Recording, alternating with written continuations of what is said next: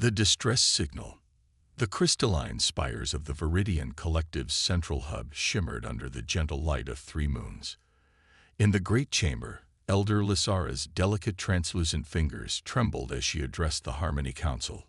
Her voice, usually melodious and calming, now carried the weight of impending doom. "The Scourge has destroyed 3 more systems," she announced, her luminescent eyes dimming with sorrow. 12 billion souls, gone. The council members, representatives from 7 species that had evolved on gentle, nurturing worlds, sat in stunned silence. For 10,000 cycles, the Viridian Collective had expanded across their galactic arm, building a civilization based on cooperation, art, and scientific advancement. Violence was a concept studied only in historical archives, war a theoretical exercise. Councillor Zephyr, his feathered crest flattened against his head in distress, broke the silence. "Our diplomatic envoys never returned. Our offers of resources, knowledge, all ignored. The Scourge consumes everything in its path without communication or mercy. Our defense vessels are research ships with minimal shielding," added Councillor Tarot, his leaf-like appendages wilting. "They were never designed for conflict. The Scourge outnumbers us 20 to 1, with vessels built solely for destruction." Elder Lysara moved to the central console, her flowing robes of living fabric pulsing with anxious patterns. "There is one option we have not discussed," she said quietly. "The Guardian Protocol." The chamber erupted in whispers. The Guardian Protocol was ancient, established by the founders of the Collective after their own near-extinction event. It had never been activated. "The protocol specifies coordinates to a sealed system," Lysara continued. "A world our ancestors classified as forbidden. A death world." "Death worlds are myths," objected Councillor Vex, his crystalline form vibrating with indignation. "Planets where life evolves under such brutality that the resulting species become—" He couldn't finish. "Become what we need now," Lysara said firmly. "The founders believed that only species from harsh worlds could truly understand how to fight against extinction. They left us instructions to contact them only in our darkest hour." After 3 days of debate, with the Scourge drawing closer to their core worlds, the Council made their decision. The ancient beacon was activated, sending quantum signals to coordinates locked away for millennia. The message was simple: peaceful coalition faces extinction. Ancient pact invoked. Guardian Protocol activated. Then they waited, hoping their ancestors' faith in these mysterious guardians wasn't misplaced. Captain Maya Sung stood on the bridge of the Earth Alliance vessel Horizon as it emerged from the quantum fold. At 42, with steel-gray streaks in her black hair and eyes that had seen too much conflict, she commanded respect without raising her voice. Earth's long history of wars had finally given way to an uneasy global peace, forged through necessity as humanity reached for the stars. "Quantum fold complete, Captain," reported Lieutenant Green from the navigation console. "We've arrived at the coordinates." "Life signs?" Maya asked, studying the unfamiliar star system on the main display. "Massive readings, Captain," answered Science Officer Dr. Elias Chen, his fingers dancing across holographic displays. "The 4th planet appears to be a thriving ecumenopolis, a world-spanning city, detecting multiple alien species and technology unlike anything in our database. And they're under attack," added Commander Jackson, tactical officer. "Multiple hostile vessels bombarding a defensive line around the planet. The defenders are losing ground rapidly." Maya absorbed this information with practiced calm. 6 months ago, Earth's quantum receivers had detected a signal using protocols so ancient they were embedded in humanity's first interstellar probes, a failsafe designed by someone who had visited Earth in its prehistoric past. The message had been accompanied by coordinates and a simple phrase that had been translated by AI linguists. "The Guardians are needed." Earth's leaders had debated for weeks before deciding to send the Horizon, humanity's most advanced warship, disguised as an exploration vessel, to investigate. No one had expected to find a civilization under assault. Open a channel to the defenders, Maya ordered. All frequencies, first contact protocols. For several tense minutes, there was no response. Then the main screen flickered, revealing a slender, almost ethereal being with translucent skin through which soft light pulsed in complex patterns. Unknown vessel, the alien spoke, its voice melodious despite the clear stress. I am Elder Lysara of the Viridian Collective. Your arrival is unexpected. Did you receive our activation of the Guardian Protocol? Maya stepped forward. This is Captain Maya Sung of the Earth Alliance vessel Horizon. We received your signal and came to investigate. Are you in need of assistance? The alien's eyes, large, pupilless orbs that seemed to shimmer with inner light, widened. Earth? Then you are the Guardians. The Deathworlders. Maya exchanged glances with her officers. I'm not familiar with that term, Elder Lysara, but we can see you're under attack. We're prepared to offer help if you'll accept it. Please, Lysara's voice trembled. The scourge will reach our core world within hours. We cannot stop them. We need warriors. Send us coordinates for a meeting, Maya replied, and transmit all the tactical data you have on your attackers. We'll need to know what we're dealing with. After the transmission ended, Commander Jackson approached Maya. Captain, we're one ship against what looks like a small fleet, even with our technology advantage. We're not just one ship, Commander. Maya interrupted, a slight smile crossing her face. Transmit the confirmation code to Earth. Tell the fleet it's time. Jackson's eyes widened. The entire Third Fleet is waiting for your signal?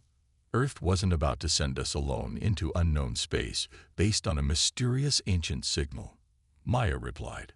They've been in quantum fold just 3 minutes behind us, waiting for confirmation that this wasn't a trap.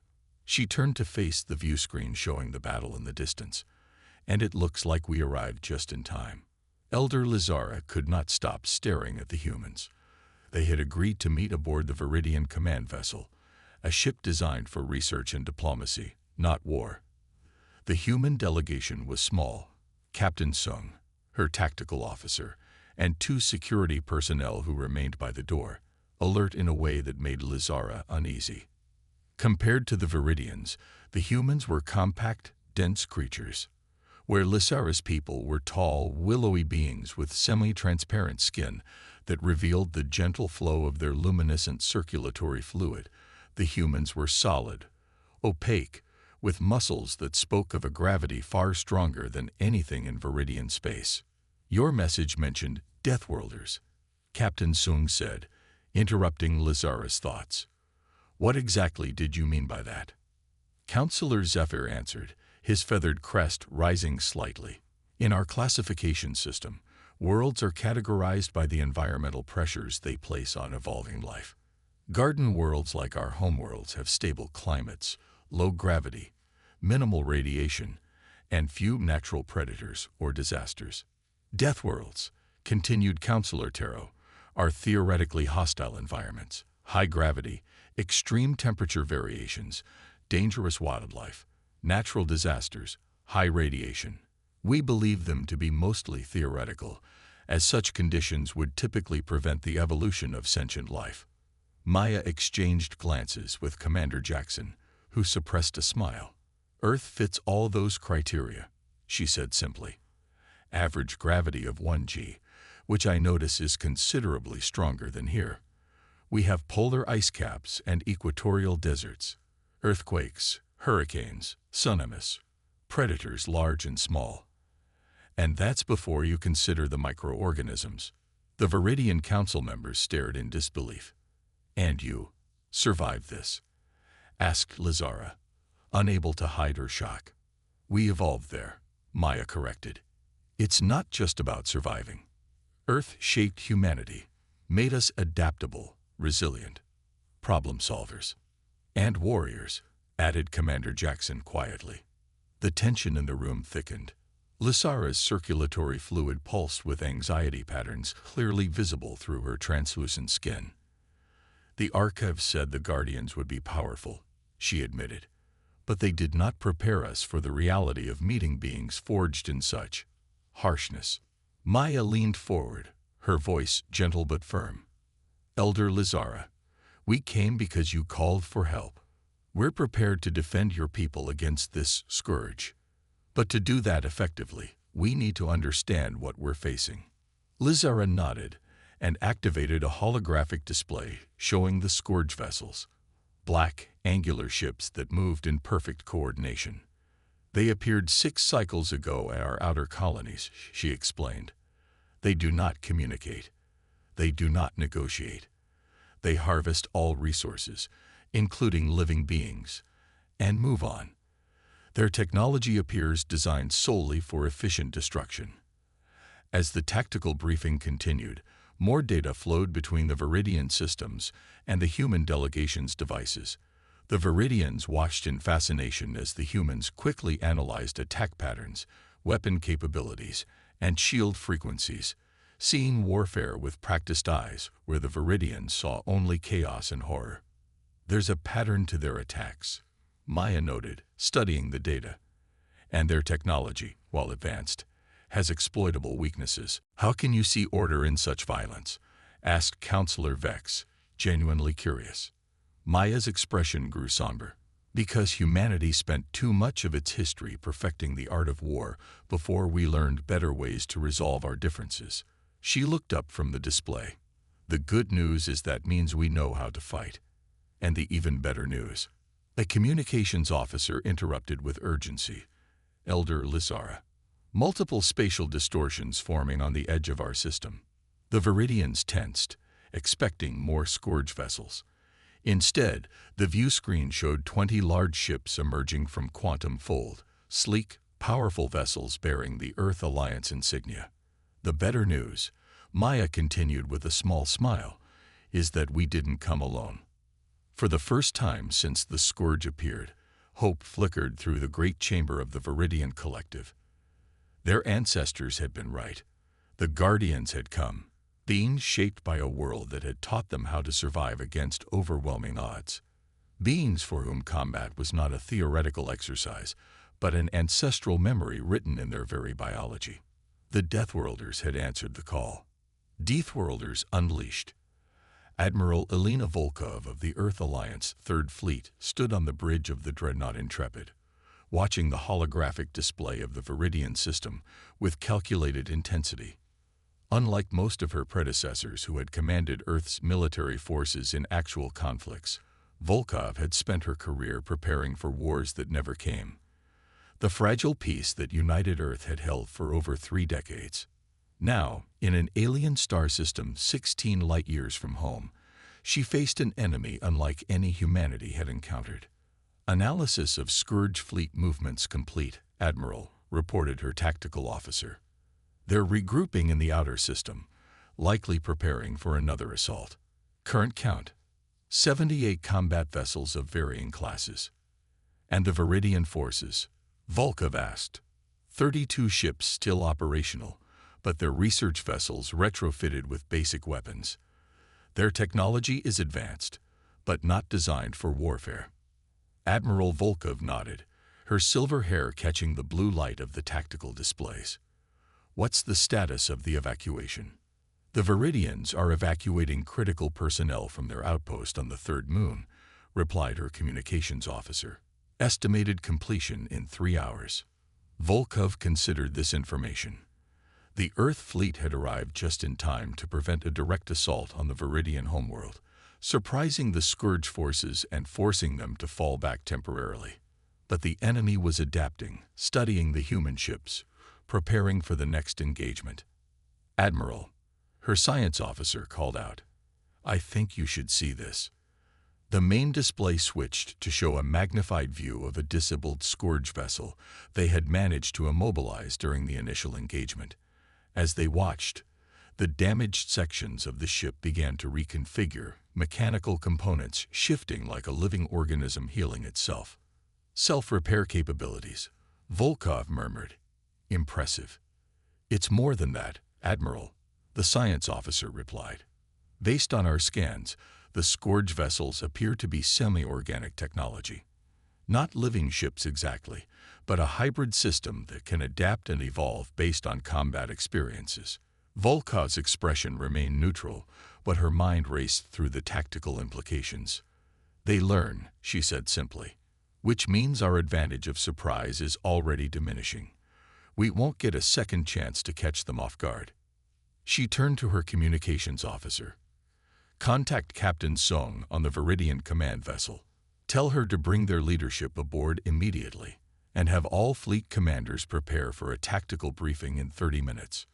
On the Viridian command vessel, Elder Lissara and the council members watched in astonishment as human engineers worked alongside their technical teams.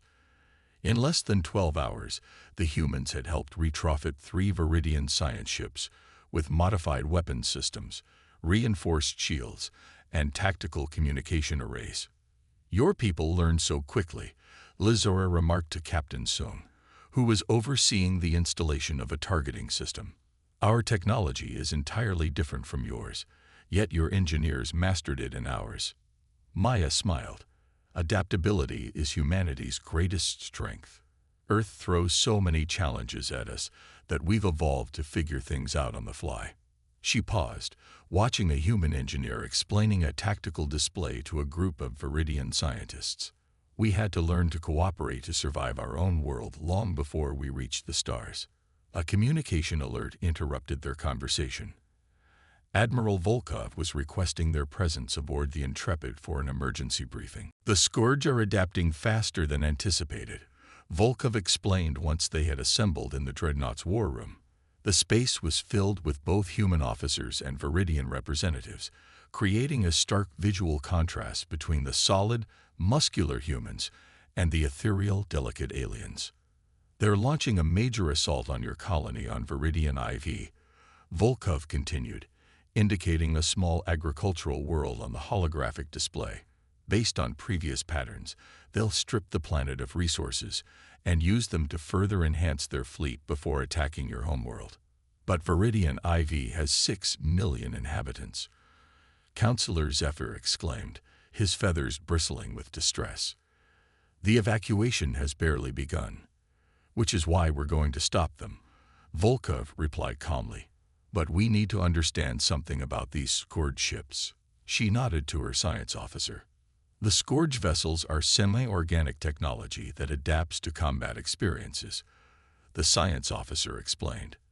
They evolve based on what they encounter. That's why your weapons became increasingly ineffective, Counselor. The Scourge adapted to them. But that adaptation works both ways. Maya added, they evolve to counter specific threats, which means they specialize, and specialization creates vulnerabilities. Admiral Volkov took over again. We're going to use that against them. The Earth fleet will engage their main force at Viridian IV with constantly shifting tactics. Meanwhile, Captain Song will lead a small strike team of both humans and Viridians on a covert mission to their command ship. Our people are not warriors, Elder Lissara said softly. We have no combat training. With respect, Elder, Maya replied. We don't need you to fight. We need your scientific knowledge. The Scourge technology has similarities to your own, more than to ours. If we can board their command vessel, your scientists can help us disable their central coordination system. Lissara's luminescent eyes studied Maya for a long moment. You're proposing to use our knowledge as a weapon. I'm proposing to use knowledge to save lives, Maya countered. The Scourge doesn't negotiate. They consume. Sometimes survival requires fighting back. After a moment of consideration, Lizara nodded. 4 of our best biotechnology researchers will join your team, Captain Sung. The battle for Viridian IV began at dawn. The Earth fleet engaged the Scourge Armada with a ferocity that shocked the Viridian observers. Human ships executed maneuvers that subjected their crews to forces that would have killed any Viridian, firing weapons specifically modified to counter Scourge defenses. But the Scourge were formidable opponents. 3 human cruisers were destroyed in the initial exchange, their crews evacuating in lifepods that streaked through space like falling stars. The Scourge adapted quickly. their ship's outer hulls reconfiguring to better absorb the energy from human weapons. Meanwhile, the Horizon slipped through the chaos of battle, its advanced stealth systems rendering it nearly invisible as it approached the massive Scourge command vessel hovering above Viridian Ivy's North Pole. On the bridge, Maya studied the tactical display with Commander Jackson. Their adaptive systems focus on external threats, Jackson noted. Their internal security may be less developed. Let's hope so, Maya replied, because Plan B is a whole lot messier. The strike team consisted of 12 humans, Marines trained in zero combat, and 4 Viridian scientists led by Taro, the leaf-like counselor who had volunteered despite the evident terror pulsing through his translucent skin. Your world reminds me of the rainforests on Earth, Maya told him as they prepared in the shuttle bay. Environments where life has to compete for every resource, every beam of sunlight. Your people evolved through cooperation. Mine evolved through both cooperation and competition. Different paths, but both valid ways to survive. Taro's skin, flushed with patterns that Maya had learned, indicated thoughtful consideration. Perhaps that is why our ancestors sought you out, he said quietly. They recognized we would need both approaches to survive. The boarding operation was precise and silent. Using a combination of human infiltration technology and Viridian biotech, they cut through the Scourge vessel's outer hull and entered its circulatory systems, massive tubes that carried nutrients and mechanical components throughout the semi-organic ship. The interior was like nothing the humans had seen before, pulsing tissues interwoven with mechanical components, bathed in an amber light that seemed to flow rather than shine. The Viridian scientists, however, moved through the environment with growing confidence. These systems, Taro whispered, studying the neural-like junction where mechanical and organic components interfaced. They're not unlike our own biotech, but perverted toward destruction rather than harmony. The team progressed deeper into the massive vessel, the human Marines forming a protective perimeter around the Viridian scientists. Twice they encountered Scourge drones, insectoid mechanisms that maintained the ship's systems, but the quick reflexes of the Marine team neutralized them before they could sound an alarm. Finally, they reached what Taro identified as the ship's central nervous system, a massive chamber where thousands of neural mechanical pathways converged around a pulsing core of amber energy. This is it, Taro said, his voice hushed with both awe and revulsion. The coordination nexus for the entire Scourge fleet. It's broadcasting tactical updates and adaptation commands to all vessels. Can you disrupt it? Maya asked. The Viridian scientists conferred briefly, their translucent bodies pulsing with rapid information exchange. Yes, Taro finally answered, but not by destroying it. Destruction would trigger an automatic defense sequence. Instead, we can reprogram it. Make it broadcast confusion instead of coordination. Do it, Maya ordered, checking the tactical updates from the main battle. The Earth fleet was holding, but just barely. The Scourge adaptation was accelerating. The Viridian scientists worked with surprising speed, their delicate fingers interfacing directly with the Scourge biotechnology, guided by an intuitive understanding that the humans lacked. As they worked, the amber energy in the core began to pulse erratically. Alert, Commander Jackson said suddenly, checking his scanner. Multiple hostiles approaching. Looks like we triggered some kind of immune response. How long? Maya asked Taro. Minutes, the Viridian replied, not looking up from his work. We're restructuring their command protocols to send contradictory signals. The first wave of Scourge drones burst into the chamber, larger than the maintenance units they had encountered before, clearly designed for defense. The Marines opened fire, their weapons specifically calibrated to disrupt the drones' neural pathways. Keep them off the scientists, Maya ordered, drawing her own sidearm and taking position beside her team.